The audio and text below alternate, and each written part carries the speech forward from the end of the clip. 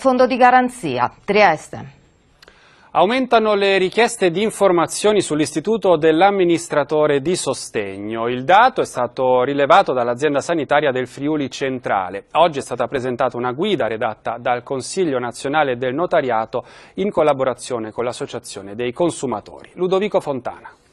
Sono circa 50 i casi di persone o famiglie che si sono rivolte ai servizi sociali dell'UTI Friuli Centrale per ricorrere all'amministrazione di sostegno, un numero in aumento rispetto all'anno scorso.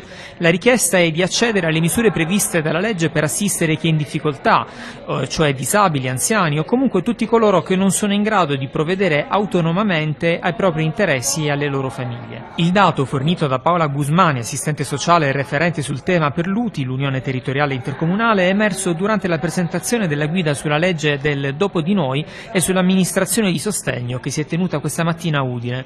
L'opuscolo è stato realizzato dal Consiglio Nazionale del Notariato con 13 associazioni di consumatori ed è scaricabile gratuitamente sul sito del Consiglio.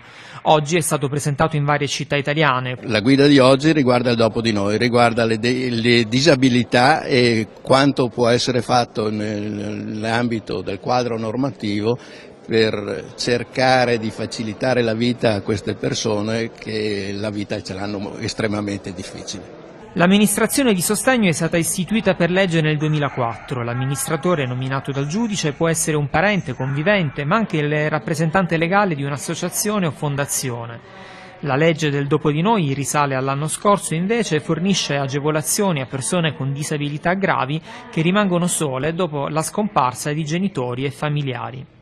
L'amministratore di sostegno ha una doppia veste, perché si deve occupare della parte amministrativa, dell'amministrazione del patrimonio di questi soggetti che non sono in grado di provvedere per conto loro, ma deve provvedere anche alla loro vita relazionale, quindi problemi di comunicazione, di rapporti all'esterno.